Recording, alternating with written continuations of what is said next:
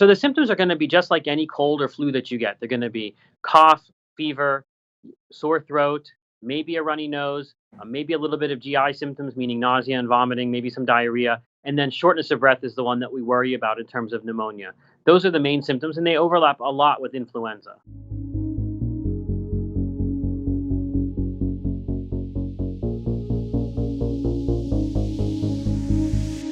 Joining me today is an infectious disease expert working on pandemic policy, focusing on emerging infections and preventing bioterror. Dr. Amesh Adalja, welcome to the Rubin Report. Thanks for having me. All right, thanks for doing this. We're going to try to do this in about 20-25 minutes and just pack in as much information as possible. So let's just start. Coronavirus 101. What is this thing? So coronaviruses are a large viral family. They cause about 25% of our common colds, and we knew about 6 of them. 4 of them are common cold viruses. 2 were more dangerous, SARS and MERS, which were emerging infectious diseases that had a high mortality rate. The other ones just caused common cold. But after SARS and MERS, people got very interested in understanding, are there more severe coronaviruses? And what happened was, in China, at the end of December, they noticed a cluster of individuals who had an unexplained pneumonia, and they discovered a new coronavirus. And because of its linkage with SARS, because they're in the same family, people got very worried, and that's what sparked this whole initial response. But they're just a viral family that causes upper respiratory tract infections for the most part, but in some individuals can cause pneumonia. Okay, so can you explain how that's actually different than the common flu? So the flu is a different virus. It comes from a different viral family. It's the influenza virus family, and they share a lot of similarities with coronaviruses in terms of the fact that they cause similar symptoms, but they're very distinct viruses. And influenza is one of our top infectious disease threats because it's caused pandemics through history. One just about 100 years ago in 1918 killed about 50 to 100 million people. So flu is always on the top of our list, but we hadn't really thought about coronaviruses being able to cause pandemics until the SARS outbreak in 2003. And while they are similar in their clinical presentation, meaning the symptoms that they cause, they're a little bit different in their characteristics in the sense that there are no vaccines for coronaviruses, there are no antivirals for coronaviruses. And this coronavirus doesn't seem to be it doesn't seem to be acting like the common cold causing coronaviruses, meaning it's transmitting like them, but it's killing at a higher rate, probably about 10 times the rate of what we see during seasonal flu. At the upper limit. So that's why it's a little bit different. It's more dangerous than the average flu that you get. It's not one of those bird flu strains that kills 60% of people, but it is something that is more dangerous than the regular seasonal flu. Okay, so 2 things there. Can you talk specifically about the symptoms, because we're hearing some conflicting information on that, and then about the transmission part, because I think that's where people are most worried at the moment. So the symptoms are going to be just like any cold or flu that you get. They're going to be cough, fever, sore throat, maybe a runny nose, maybe a little bit of GI symptoms, meaning nausea and vomiting, maybe some diarrhea. And then shortness of breath is the one that we worry about in terms of pneumonia. Those are the main symptoms, and they overlap a lot with influenza. The contagiousness is that this is a disease that's pretty contagious compared to other coronaviruses like SARS and MERS, which were scary, but not very contagious between people. This is behaving more like the other coronaviruses that cause the common cold, meaning that it can be transmitted through coughs and sneezes and on some of the surfaces that people have touched if they have coughed or sneezed on their hands. That's what's making this more scary than any of the other coronavirus outbreaks that we've dealt with in the past. This is something that transmits very efficiently in the community, and that's why this is spreading to many, many different countries and is not really a containable virus because of how easy it spreads and the fact that many people have mild symptoms that are indistinguishable from the cold, and they're out there doing things and spreading this around. So is that really the number one problem, that there are probably many people that have this right now and they simply don't know, so then they're going to the supermarket, put their hand on, right by the cash register or something, or payment processor, and then next thing you know, they're transmitting it? That's part of the issue. We know that this virus emerged in China at least around mid-November, which meant that it had been spreading probably for some time in the community. And there was no restrictions or anything like that. People were traveling all over. So we know that this seeded many countries probably before we even knew it. And we had a pretty severe flu season. And because the symptoms are indistinguishable and most people have mild cases, they were probably mixed in and not even diagnosed. And there likely are many undiagnosed chains of transmission in the United States that are starting to pop up now, like we saw in Washington State, for example. And that's the issue, is that we didn't know who had this disease, so we couldn't tell them you need to isolate yourself and protect yourself from infecting others. Nobody did any of that. in the early stages of this outbreak, and that's what we're left with now. So on an international level, it seems that various countries are having various success and failures with this. Can you talk a little bit about why Italy seems to be struggling so much with dealing with the outbreak? Sure. So Italy had an outbreak that started out, and basically their approach was really to focus on the severe cases. They started to test for mild cases, and they actually got criticized by their central government for finding mild cases because it was driving their case numbers up and it was making people stigmatize Italy. Because during an outbreak, there's lots of stigmatization that occurs for irrational reasons usually, and that's what happened. And so Italy didn't really act quick enough on those mild cases and allowed those mild cases to spread. And then you basically have the oldest population in the world in Italy. And we know this disease is much more severe in those that are older and have other medical conditions. And that really has created a crisis mode in that area of Italy where the cases are located in the Lombardy region. And from what I understand, they're not allowed to move those patients out of Lombardy. So you've got basically a fixed capacity of ICU beds and hospital beds there, and a disease that's spreading very quickly in the population. And that population is older, so you've got these hospitals inundated and basically running out of capacity and really in crisis mode. And in response, the government of Italy has basically locked down that entire country. Yeah. What about the rest of Europe? It seems like the UK may be not doing enough at the moment, but it's a little hard to figure out who to trust at the moment. So the UK has done something completely different. They've actually tried to do something called herd immunity. So they're trying to get many people exposed to this virus so that it builds up immunity and they can use that to cocoon their elderly and vulnerable populations. But it's a very risky gamble because we don't know how you're going to keep the younger people compartment away from the older people compartment. They're not. Their people they cross over. You can't really seal the elderly away from younger people. So there's a lot of criticism going on right now of the UK's policy to do that, and it's going to it's going to result in more cases. It's designed to do that, but we don't really think that it's going to be able to save that elderly population by exposing the younger population. Right. And what about the American response?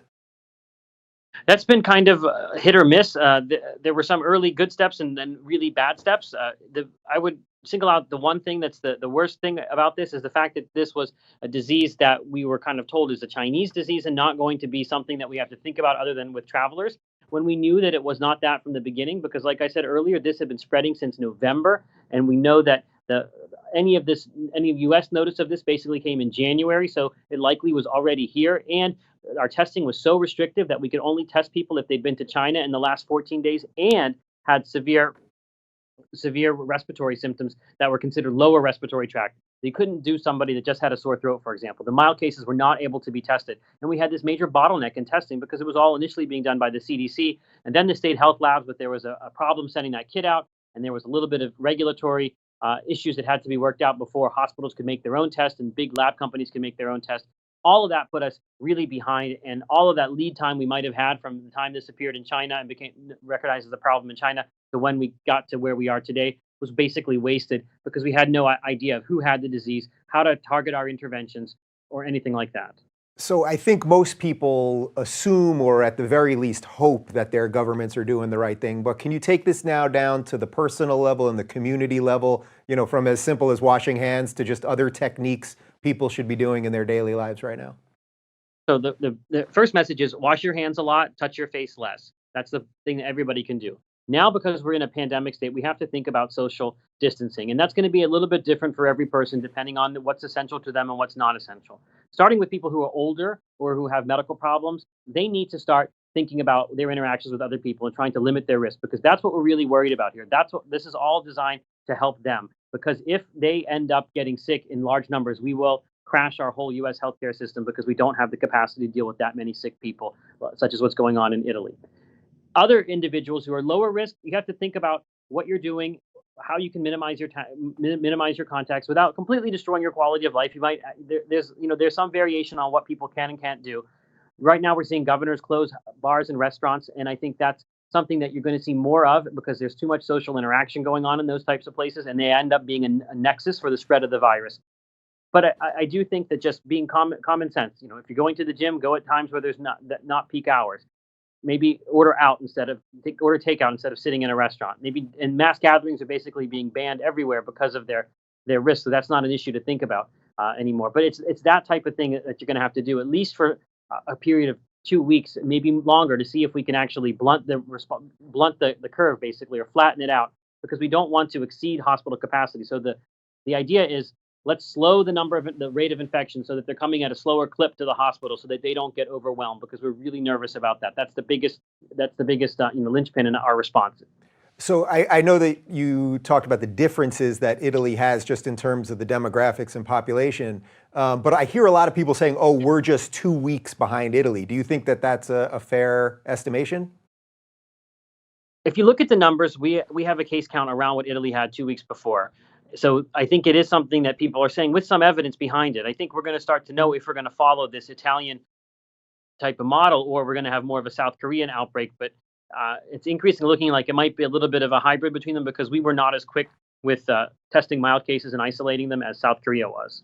Yeah. Can you talk about flattening the curve? That seems to be the phrase that Sure. everybody's talking about. We're seeing a lot of images on Twitter.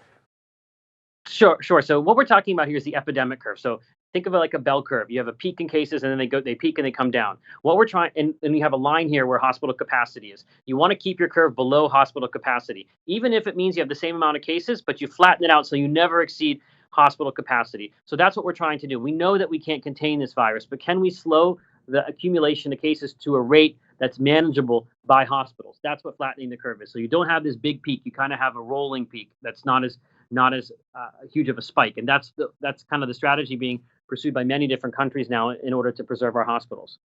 Where are guys like you turning for sensible information? I see online that seems to be the number one thing just for the average person is we live in a strange time where people don't trust our institutions the way they used to. There's always a lot of noise on social media. I mean, where are you getting actual information? Where should we point people to besides, interviews like this and things like that? Well, so obviously if you're an infectious disease person, you kind of have your own sources that might not be suitable for people in the general public, but there are good sources. The CDC is actually a very good site. There's a lot of stuff on there that you can use that's actually vetted, and there's guidance and lots of different for all types of different scenarios that you could imagine. I think I would also make sure that people are looking at their local and state health department websites, because if something happens to them, it's going to be local. You need to know what's going on locally and what the plans are there as well. And then I would say, for science stuff, I recommend Stat News. The most Stat News is owned by the Boston Globe. It's probably the best scientific reporting in the world. That's where I look at that every day. And there's another group called CIDRAP, CIDRAP, which is at the University of Minnesota. That's the Center for Infectious Disease Research and Policy. They also put out very good news articles that are easily digestible by the public and have a lot of really great factual information there. Yeah, I know this is going to be a sort of vague question, but if you're just the average person and you're at home and you're doing these things and you're social distancing and you're trying not to be out there too much, I mean, what level of concern should we all really be feeling about this right now?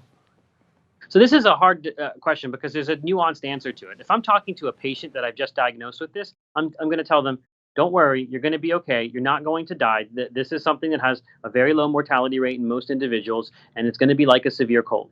But it's a very different thing when you're talking to a hospital CEO or you're talking to a mayor or a governor, because the sheer number of people that are going to get infected, because there's no immunity to this, is going to be so high that even that small percentage that needs hospital care could overwhelm our hospital system. So it's a totally different conversation you're having. And I think that's why people are understandably mixed up, because they're hearing both of those things, and they're both true. They're just different contexts, and you have to really have that kind of nuanced communication, because people then say that you're exaggerating the risk, but we're not exaggerating the risk. The risk is to the individual is not very low, but the risk to a hospital or to a city or to a town is really high because of the sheer number of people that will be infected. So I think when some people hear, oh, there's no immunity or there's no cure, they sort of don't see an end. Like, how does this actually burn out? So can you explain a little bit about how something that can't be cured at the moment can actually end?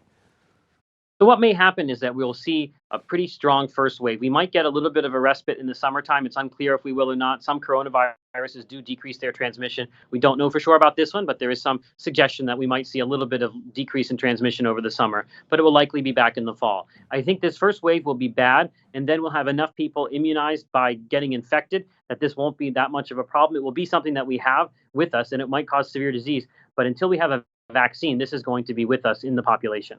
Yeah. All right. Well, I'm trying not to overload people with too much at once. Is there anything else that we should get out in this initial call? I hope as long as this continues that you'll be able to find a little time for us. But is there anything else that you really want to get across to people at the moment? Sure. Sure. One thing is, this is an emerging infectious disease outbreak, so information is evolving. So when you see something change or some guidance change, you should expect that because we're learning on the fly. This is real time. So everybody in the infectious disease field is trying their hardest to try and deal with this. It's become the top priority of almost every infectious disease doctor in this country to try and keep everybody safe and understand this outbreak. So uh, I just think that sometimes people they get very fixated on certain numbers, and when the numbers change, they think somebody's pulling something over their eyes. It's not that. It's just that this is so fluid that we don't know what's going on. Even between this call, when I started this call with you, and now, I'm sure something has happened that's changed one of my answers. So it's important to know that we're doing this all on the fly, trying to use the best of our minds to come to a solution here. All right, well, listen, I really appreciate you taking the time. I know you have another hit on CNN in just a moment, and we'll link also to your interview with Sam Harris, which was really extended. I wanted to give people sort of as much as we could in a short amount of time, because what I can do is hopefully give a little information to people and not have everybody feel kind of crazy. So I appreciate it, and as things develop, we'll reach out to you, and I'll keep trying to amplify your voice on Twitter and the rest of it. So thanks for taking the time. Really appreciate it. Yeah, thank you for having me. Hey everyone, we're obviously in some uncharted territory with coronavirus, and our plan here is to help you make as much sense of the situation in a non-alarmist fashion as possible. If you're looking for reliable information from experts on the front lines of the pandemic, check out our coronavirus playlist, which we'll keep adding updates to right over here. And to get notified of all future videos, be sure to subscribe.